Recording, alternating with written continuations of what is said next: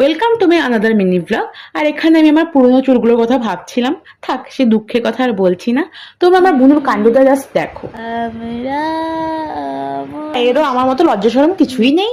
আমার বোনও তো এটা এক্সপেক্টেডই ছিল। দেন আমাকে আমার রায়াবুড়ি ডাকছিল, তো ওকে গিয়ে একটু ভালো মতো করে চটকে এলাম। তোমাকে গেস করতে পারলে রায়া শেষে কি বললো?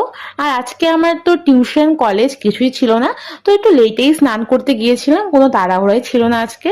কিন্তু আজকে একজন স্পেশাল পার্সনের সাথে আমার দেখা করার কথা ছিল, দেখতেই পারবে তাকে। ওয়েট, একটু হ্যাপি ছিলাম কারণ আজকে আমার গুড হেয়ার ডে ছিল।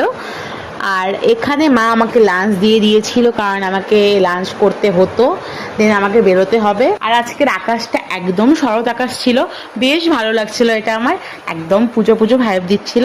আর এই যে এখানে আমার স্পেশাল পার্সন, আমার রিয়ান বাবু। অনেক মাস পর মিমির সাথে ওর দেখা। আর এখানে আমাকে ফ্লাইং কিস দিচ্ছিল, এরপর দেখবে জোর করে হাসছে। আর হ্যাঁ, এটা ও ইচ্ছে করেই করছিল, ক্যামেরা দেখে করছিল।